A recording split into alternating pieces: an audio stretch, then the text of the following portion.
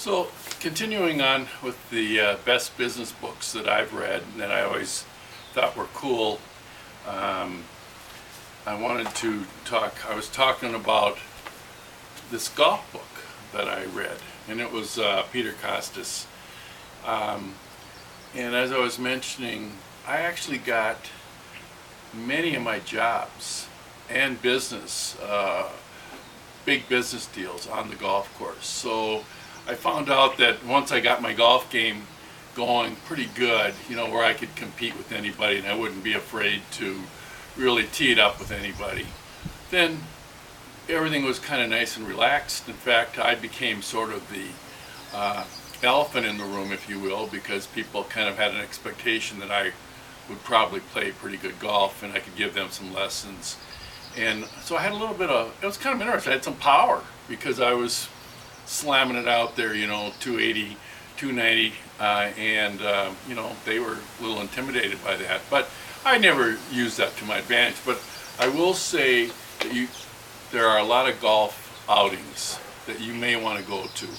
And you may want to have your golf game just somewhat decent. And the other thing, this book here I read, which is really a cool book, Dave Ledbetter's Lessons from the Greats, has a list of all the different golf pros over the years and their swings and stuff. And so if you would learn who at least some of the golfers out in the world are, so you can talk to somebody while you're on the course or what have you about, say, Jack Nicklaus or Tom Weiskopf or Watson or Nick Faldo, Greg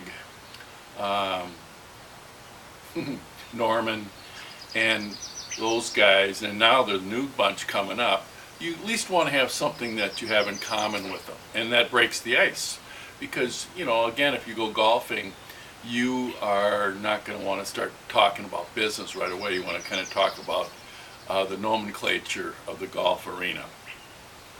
And I mentioned to you that Guerilla Marketing, which is really a phenomenal book. Well, and then I read this one. This is Guerilla Marketing on the Internet. And this, so you want to, once you find a book or two that you kind of believe in, usually they come out with subsequent editions or what have you, and they upgrade. So, fantastic book by Levinson, Another book that I read and I liked was The Little Red Book of Selling. This is by Gitmore. This book helps you kind of understand how the other guys playing you. So, for example, if everybody's reading the latest business book or the latest selling book, you can kind of find out what they're trying to do to you, So if you've read the book and you've read some selling principles, one's called push and pull, Well, if he's doing the push and pull on you, you know how to head that off at the pass. So try to make sure you read some of the books like that, and you'll get a way ahead. Another book that I really liked, and this is probably my guru, is The World According to Peter Drucker. Peter Drucker probably was the greatest management guru of all time.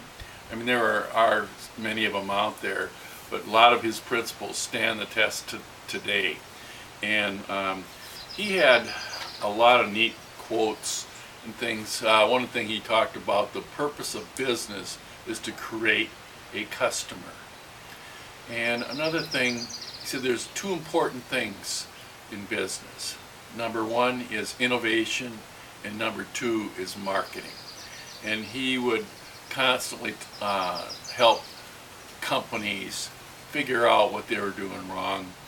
He always said that his most important trait that he had was listening. So he'd go in and listen to what people had to say, and then he would come back. He lived to be 100 years old, and he was still writing books on management and on company processes right when he was on his deathbed. I mean, he was a fantastic guy. I just can't tell you how important it is, to read Drucker. In fact, it's kind of funny, I looked up some of his quotes, and he said, when a subject becomes totally obsolete, we make it a required course. There's nothing so useless as doing efficiently that which should not be done at all. And unless commitment is made, there are only promises and hopes, but no plans. Just so cool. I mean, I just love the guy, and I think that should be required reading, Drucker. Make sure you read all about what he's up to. Another book that I really liked, and these books are kind of relevant to now, and one is called The Long Tail. And this is by Chris Anderson. Now, Chris Anderson used to run Wired magazine. He took it to another level, but he coined the term the long tail. And the long tail, what it means is that products that you might think won't sell or don't turn real fast, those products, that once they become rare, are worth more money. And that's what I'm doing in this reselling business. We're going out looking for treasures that aren't being made anymore, or they're scarce. And as they get scarce, they get worth more. So for example, I just bought a Yamaha 660 receiver yesterday at an estate sale. Beautiful shape, just a great, well, that is about 20 years old. Well, people want it. Well, I'm putting it online for $250. It's a long tail item.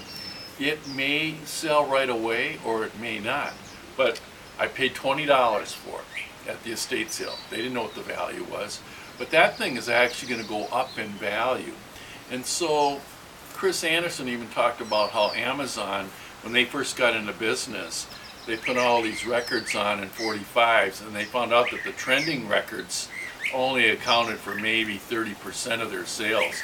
The long tail things, the unique things, the Celtic songs of old, or some old religious songs that were recorded years and years ago, those long tail items are selling much better and give you more return on your money.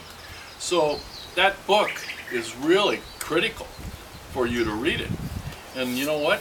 He came up with another book, and it's called Free. And Free is based on the fact that now people want something for nothing from you before they're going to buy it from you. So it might be your time, but it might be some kind of instruction. So for example, you'll see a lot of videos on how to fix your refrigerator or how to play golf. And people are understanding now that you have to give something away first, and then prove that you have real knowledge, that you're willing to share with them some of your knowledge, and then at some point they'll see your expertise and they will buy from you, or they'll use your services. So for example, I work with this golf pro, and we put on quite a few videos, and he's actually become a superstar back at home where he's from. People see him, they've seen his videos, people have been sharing them, and they see his expertise, they love his style, and now he's getting to a point where his lessons and his golf clinics are really filling up, and he has instant credibility, and he can charge more. You know, the average golf pro probably charges 100, maybe 80 bucks. He can charge 150 an hour or more because he has this credibility, and it's a freemium. So this book is critical right now for people to read to understand the way business is being done now. So I tell you, look up Chris Anderson. He's got a lot of introspective stuff. He bought a drone company now, and he helps do some of that stuff. So he's changed and reinvented himself many, many times, you know. And here's another book. that I think is very important for you to read, and this is The Startup of You. This is by Reid Hoffman. Reid Hoffman started LinkedIn. He was the CEO that invented LinkedIn. And as you all know, LinkedIn is a social media for business, and it helps companies interview people. They do a lot of research. It's kind of the Facebook of business. But he talks about how you, as an individual now, have to understand that you're not working for a company anymore. When you go to work, you're working and providing your expertise to that company. When they no longer need the expertise you have, then you're gone and you're an agent. So it's not Mark Mulligan, I work for 3M. It's Mark Mulligan provides management consultancy services to us for the next year. And so you have to constantly be reinventing yourself. Like I've mentioned to you before, I've driven cab, and I've done electric vehicles. I had an electric vehicle business. We sold it. And then I opened up another electric vehicle, low-speed vehicles, got into that, fast charging.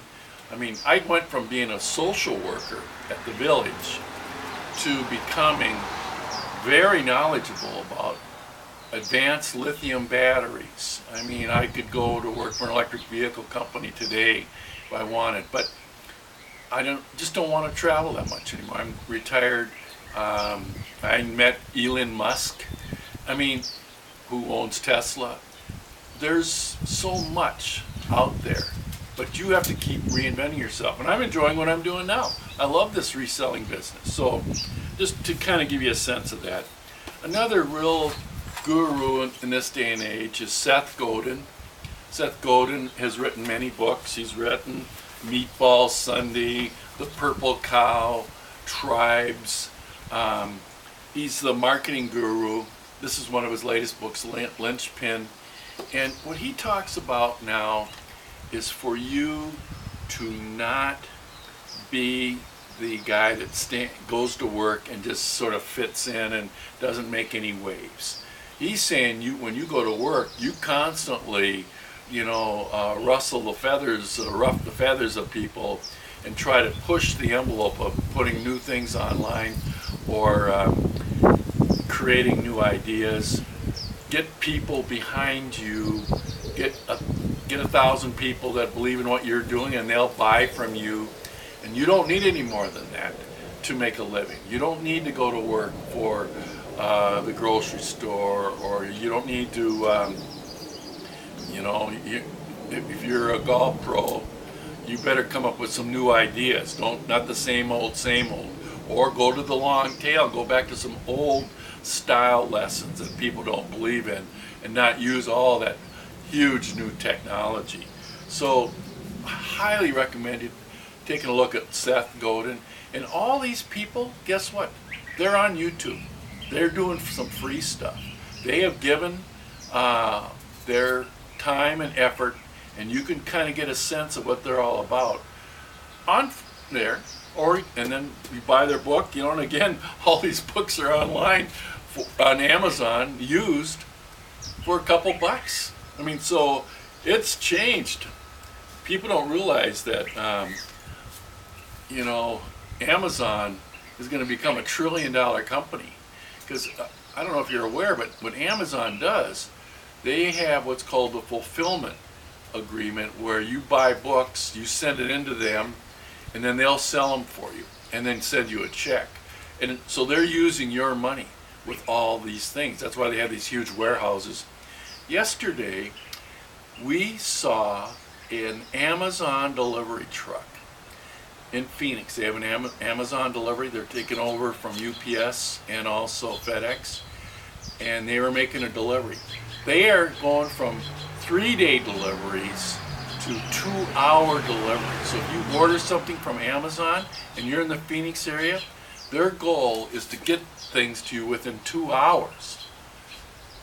Now, I told you about Bill Gates, his book, which was another monumental book, and I don't have it in the cover here, but he talked about the speed of thought. And this book is also tremendous because Bill Gates believed the minute you can think of something, the minute you can get that out to somebody. There's no more snail mail, is there? It's kind of like when news is happening, Twitter puts it out right away, instantaneously. That's what people want. They want speed, and they want knowledge now. And so, like I was saying, you have to kind of be thinking about what's the latest and the greatest. Some of these books that I read have concepts way, way back, but the new guys, the Chris Andersons of the world, are someone that you have to take a look at. Another great book is Marketing Demystified. This is by Donna Anselmo, and she's talking about all the different platforms that you should market via nowadays. I mean, email's still alive, but all the other things like Snapchat, and I mean, it's all over the place. Of course, Facebook and all these things are digital. They're all online. People want to see things on video. That's why you're seeing me do videos now. You know, I don't have to go out and speak to thousands and thousands of people like I have in my life. I can just do it right here and reach people this way. So now I just figure out how to get people to do it. Another book that I bought, and I bought many of them. Charlie, no. What I bought was Bartlett's Book of Business Quotes. This is a great book because, Charlie, no. This book gives you a lot of the quotes from the gurus, business people, and I mean, I would go to this and a lot of times Charlie.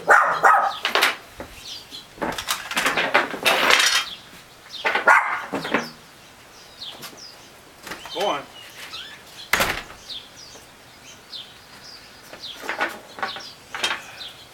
Sorry about that. But this book is about, you know, what some people's concepts were. So, like here's Ivan Turgenev. I share no man's opinions. I have my own. I know of no encouraging fact than unquestionably the ability of a man to elevate his life by conscious endeavor. I mean, you can learn a lot just by a quote. You don't have to read the whole book. And so if you pick up one thing from a certain guy and certain philosophers from way, way back, it can give you some reason for thought. And you start thinking about it and meditating, and I do a lot of meditating each day. And so I highly recommend that too. Now, another book I bought, a lot of you won't believe it, but it's called The Bathroom Book. And the Bathroom Book has a lot of stories, and it consolidates books. So, for example, in a 2-page précis of something, it has Chicken Soup for the Soul in here, what it's about, and basically summarizes it. Here's another one, a lot of business stuff I would buy in here and read. But this book was phenomenal. You could kind of learn, you know, what, like here's the deals, here's Trump, the deals and the downfall. And it kind of summarizes his book. Here's Dave's Way and Dave Thomas of Wendy's. So I would read this book and I'd get a quick synopsis of what and how people made their money. Now there's about 50 of these out. You know, for a couple bucks, you sit down, you can read that, and you learn an awful lot. So, not only that, but I give my buddy Gary so much credit for allowing me to buy these books and learn. But here's a lot of different books that I bought online, on cassette. And I just Selling the Invisible. Here's Blur. Here's The Wealthy Barber. This was a great book on how conceptually you can make money. The Psychology of Selling by Brian Tracy. Brian Tracy is a guru. He's a big-time guru that he's still alive today, and he's adapted a lot of his stuff. Here's How to Become a Billionaire. Rich Dad, Poor Dad, which I mentioned to you, is a great book. Here's Peter Senge's The Fifth Discipline, which I read, and it was a little over the top from my perspective. And here's Herb, I mentioned to you, Herb Cohen, and the Negotiating the Game. Fantastic book.